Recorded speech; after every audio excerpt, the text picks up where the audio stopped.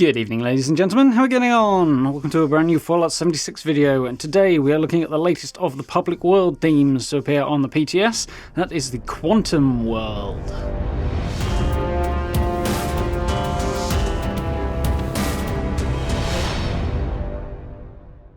Okay, so before we get stuck in, as per usual orders of business, of course this is unreleased content, it's upcoming stuff, so if you do want to avoid seeing anything before it comes out, now's your opportunity to duck out. Shouldn't be any story spoilers in this one, there's no story content to it, so don't need to worry about that. But of course, we are on the public test server, so it is possible things will change between now and the update in September. So, with that out of the way, let's take a look at the Quantum World, shall we? There we go, Fallout World, Quantum World. As per usual, doesn't share progression, count rewards not earned, blah blah blah, full-sized world. Quite the cool logo for that, that's quite interesting, indicating the increased jump height that we'll see in a second. So, let's have a little look at this. As per usual, this is a Bethesda-designed theme. It is jump high and experience a whole new kind of nuclear world, and it's pretty cool. I do like this. It's definitely more of a fun type of world, you know, just go out there and have a silly old time. I know all of them are obviously intended to be fun, but this one's a bit sillier, if you know what I mean. So it's quite cool. So, the world settings. In terms of combat, nukes, flora, and creatures are switched on. So, underneath the quantum sky, you'll see basically the same kind of creatures and changes to creatures that you would see inside of a blast zone. In a lot of ways, this is kind of like a weird hybrid of a blast zone and a rad storm, but all over the map. So, moving on from there, quite naturally, the weather is Quantum Storm Rain. So this is an entirely new weather pattern that we can see. You see it's got that Nuka-Cola quantum colour to it, which is weird. Doesn't make a whole lot of sense, but overthinking these things is probably not the way to go. The idea is something fun and different and silly and that sort of thing, and it certainly works. It's cool. The lighting and stuff is very, very different and very atmospheric, and yeah, it's just interesting. So I like this a lot. In regards of how the Quantum Storm works, it's, as I say, sort of like nuke zones and sort of not, in that it's all over the map, it's a different colour to a nuke zone, you get little sort of crackles of radiation every now and again, but for the most part there's less radiation around than there is during a rad storm even, so you won't need to be in a hazmat suit or power armor or anything like that any more than you would running around a public world anyway. So quite cool, quite fun, nice to explore, a bit different. But you do, of course, encounter creatures that are nuke zone styled, so all of the ghouls are basically glowing ones, and everything is dropping high radiation fluids and glowing mass and all that stuff. So that's very cool. So one of the drawbacks that we've talked about with this is that obviously progression doesn't carry over, and I think the major reason for that is because the public worlds and the custom worlds, which are the Fallout First ones, that give you the ability to sort of design your own setup, they share the same basic back-end structure, so what applies to one applies to another, in a sense. You tick things on and off, but sort of at a foundational level, the public worlds and the custom ones are basically the same thing. Obviously, the custom ones are only Fallout First, and if you set that up so that you can get loads of, for example, like this one, nuked flora, and high radiation fluids, all that stuff for creating flux, then you've got an unfair advantage over people who don't have Fallout First, and it becomes a bit pay to win. So hence the reason for the lack of progression. In this particular case, obviously they can't pick and choose one and the world and give that progress and not the others, and vice versa, because of the way it's set up, I suspect.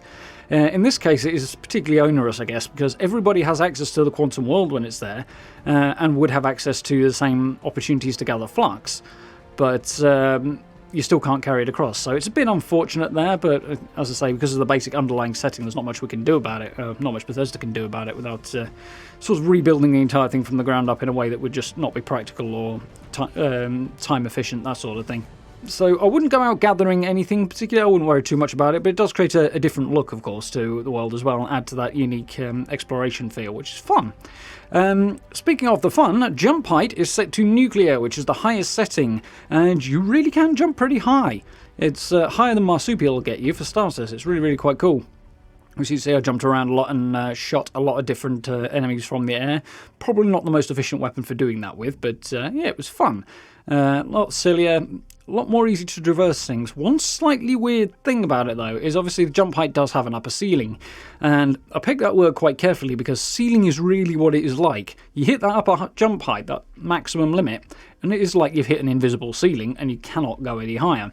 If you're carrying a jetpack, like my character's doing, you have to drop back a little bit before you can activate it and then rise even higher, which you can do, obviously, as I say, but you do have to drop a tiny bit in order to sort of then bypass the ceiling. Otherwise, it thinks you're still jumping rather than jetpacking, if that makes any sense. But yeah, it's a bit odd and a bit jarring that when you hit the maximum height. If it kind of slowed down and then you just stopped at the top and then it acted the way gravity acts on you, that would make more sense, as opposed to it being sort of a hard ceiling, which is, yeah, a bit weird and a bit jarring, because it's a sudden stop. But it's fun, it's a great way to bounce around and traverse the map in a way that you wouldn't normally get the opportunity to do, which is quite cool, quite fun to do. And to back that up and make it nice and appropriate for the increased jump height, fall damage is disabled as well, as we can see here. You can jump from any height, you can fall from any height you can jump to, and in this case I went all the way up to the top of the monorail tower, which is just about the highest point I could think of, conveniently, and I jumped off the top of that. That's a very long way down, and you just kind of float down to the ground like a leaf. It's quite weird. But the cool thing is, for somebody like me who is not particularly comfortable with heights, and even looking down from something like that is a bit uncomfortable for me. I know, weird, but what it is what it is. The way you fall in that, because you just sort of drift towards the ground, is actually doesn't trigger my vertigo at all, so that's interesting, but very, very cool. So, there we go, Quantum World. Interesting place to explore, a lot of fun. You just, if you wanted a bit of in-game time, you're just running around shooting things in a unique environment. Particularly good for streamers, I would think, people like that, because it's different, it's fun, it's a bit silly. You can just sort of fill up some time, have some fun doing that. Yeah, definitely quite cool, quite fun. The lack of progression means the benefits of it are basically nullified, as they are basically with all of the world types beyond that, but it's interesting nonetheless. I think in that regard I'm definitely looking forward to having the opportunity to play this. Almost as much, I would say, as the Happy Builder world, which will give me an opportunity to do some other things with building, so that will be cool as well. And obviously it doesn't shut anybody else out who doesn't perhaps have Fallout First, for example, like it would if I used a custom world. So yeah, all in all, I do quite like this one. It's fun, but I do wish we had a bit more progression with it.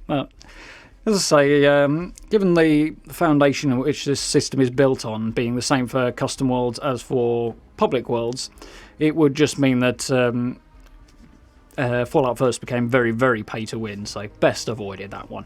But there we go. I do hope you enjoyed this little look at the Quantum Worlds. Obviously next week we'll jump into whatever the next one to come up is. I think there's still a couple left, so do watch out for that one. If you haven't seen it already, do check out the shelter build I did at the weekend as well. We went down into the abandoned mine shaft, which was good fun. I really like that build, so do check it out. Speaking of as well, do join us for live streams as well, continuing on with Fallout 76 and a little Mass Effect 2 as well, so you probably get a chance to see shelters and the like on there. And I do hope you'll join us for those. And if you did enjoy the video and you found it useful and informative, please do consider dropping subs and likes as well. It very much helps out. And if you get a chance, do check out the merch store, channel memberships, and the social media links down below the video as well. Those also help out massively, and I very, very much appreciate it.